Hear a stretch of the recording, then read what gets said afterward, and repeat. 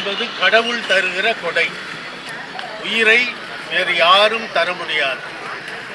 இந்த கடவுள் தந்திருக்கிற அளப்பரிய கொடை உயிர் என்பதை நாம் உலகுக்கு எடுத்துச் சொல்லுகிற ஒரு உன்னத நிகழ்வாக இந்த மாரத்தான் நிகழ்ச்சி நடைபெற்று கொண்டிருக்கிறது. இந்திய நாட்டிலே சிசு கொலையை இந்திய சட்டம், இந்திய நாடாளுமன்றம் அங்கீகரித்திருக்கிறது, ஏற்றுக்கொண்டிருக்கிறது. அது தவறு என்பதை சொல்வதற்காக இந்த பேரணியை நாங்கள் நடத்துகிறோம். அகில இந்திய கத்தோலிக்க ஆயர் பேரவையின் சார்பாக கடந்த ஆண்டுகளில் ஒவ்வொரு ஆண்டும் இந்தியாவின் முக்கியமான நகரங்களில் இந்த விழிப்புணர்வு நிகழ்வு நடைபெற்று கொண்டிருக்கிறது. ஒரு ஆண்டுக்கு 1.6 கோடி சிசு கொலை அதிகாரப்பூர்வமாக நடந்து கொண்டிருக்கிறது.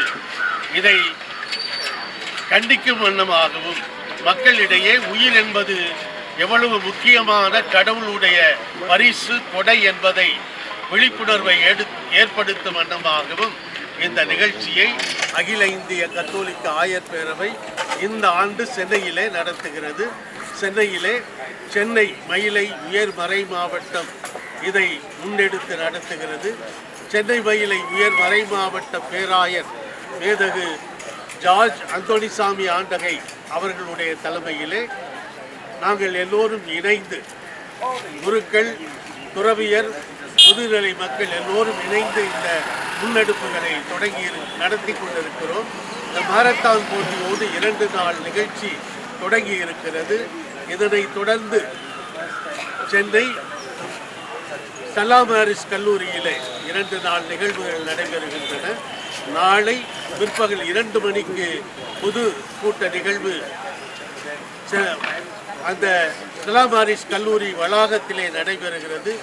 தமிழக சட்டமன்ற பேரவை தலைவர் சபாநாயகர் திரு JCD பிரபாகரன் மற்றும் தொழில்நுட்பத்துறை அமைச்சர் திரு குமார், கர்தினால், பேராயர்கள், ஆயர்கள் மற்றும் பொதுமக்கள் கலந்து கொள்கிற இந்த நிகழ்ச்சியும் பொது நிகழ்ச்சியும், அதனைத் தொடர்ந்து வாழ்வுக்கான பேரணி அங்கே ஸ்டெல்லா மேரிஸ் கல்லூரியிலிருந்து ஆரம்பித்து மீண்டும் ஸ்டெல்லா மேரிஸ் கல்லூரிக்கு செல்லுகிற வாழ்வுக்கான பேரணியும் நடைபெற இருக்கிறது.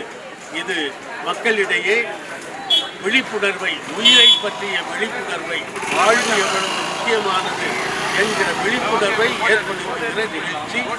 இதில் எல்லோரும் கலந்து கொள்ள, வாழ்வை போற்ற, உயிரை பாதுகாக்க உங்கள் எல்லோரையும் சென்னை மயிலை உயர்மறை மாவட்டம் சார்பாகவும் அகில இந்திய கத்தோலிக்க ஆயர் பேரவை சார்பாகவும் அழைக்கின்றனர்.